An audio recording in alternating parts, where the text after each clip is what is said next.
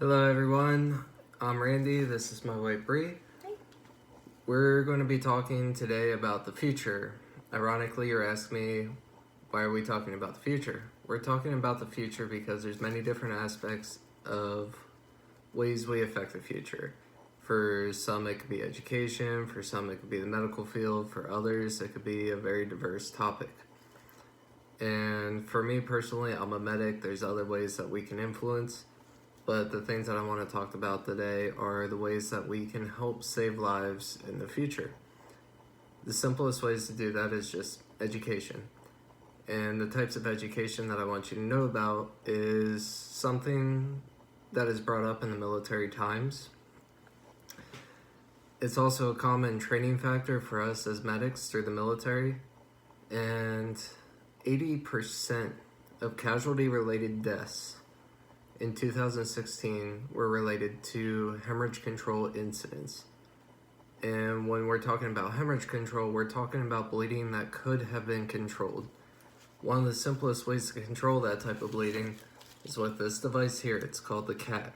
It's called the Combat Application Tourniquet. With this tourniquet, you use this on your extremities, your arms, and your lower legs.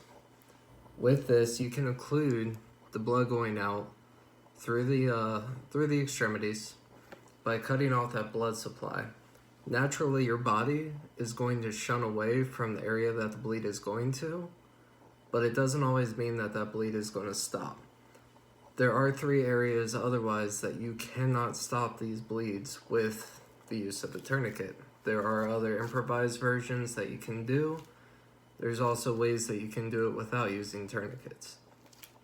Those 3 areas that you can't control are on your neck, under your armpits, and down at your inguinal or right at your pelvic area.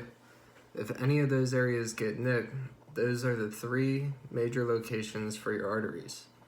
Once those are hit, you have within 3 minutes to stop that bleed, or else you can't control it. It's gone. Now, today, I'm going to demonstrate the tourniquet, how to use it, and how easy it is to really get to know this device. The tourniquet's very simple. It's just a giant strap, a loop, and a windlass. With the windlass, you're using this to secure the device. So this is my wife's first time actually using a tourniquet. I'm going to show her how to use this because not only is she going to learn how to use this, she's also going to learn why the tourniquet is such an efficient method to control the bleed. So what we're going to do first, we're going to secure the tourniquet. And what we're going to do is I'm going to have my wife take this. I'm going to have her thread the end of this through the loop. And then I'll pull it the whole way through and make it as tight as you can on my skin.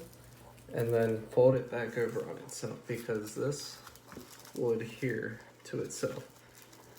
Now initially you want to make that first wrap as tight as you can. Good. And then go ahead. Just kind of get that out of there. Alright. So next, what she's going to do is I'm going to have her start tightening this windlass. Okay. Let's just leave that out of the way for a second. So go ahead and start tightening that windlass as tight as you can.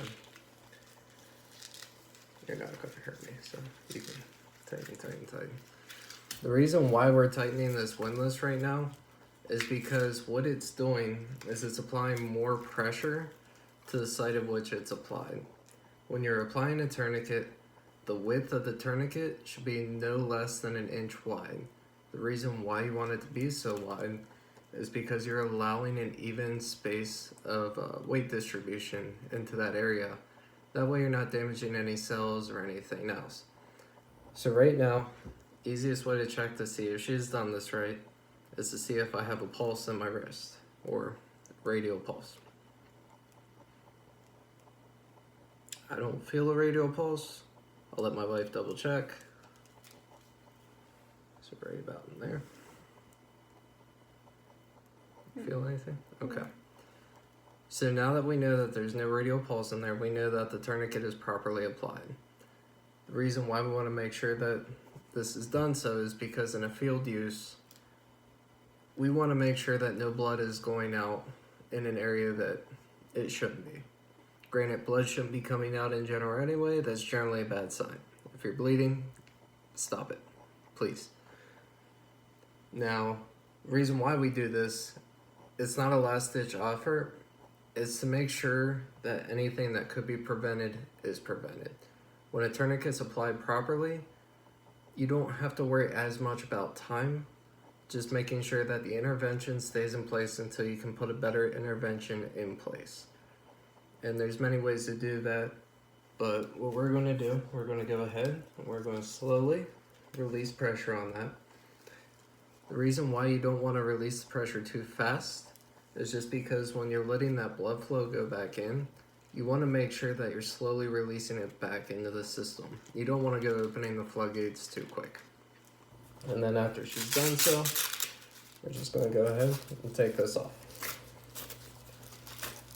Now, the reason why I want to talk about the tourniquet today, not just for the fact that it's used in combat use, but also for the fact that this is becoming a bigger necessity in today's needs.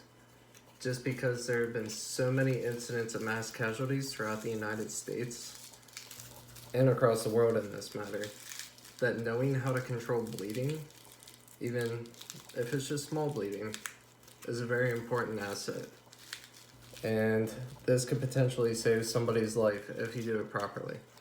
Just making sure you know the signs, symptoms, and where to look are the biggest things. Remember, the biggest places that you put tourniquets are going to be your upper extremities and your lower extremities. Never put a tourniquet on the neck. You're never going to put a tourniquet on the abdomen or the stomach or the chest. It's never going to go there. Tourniquets are only used for extremities. Just remember that. There's other interventions for everything else, but this is the biggest thing I wanted you to know today. And ironically, this piece has a huge part to play with the facility that I work at right now. The clinic I work at is called Kirk.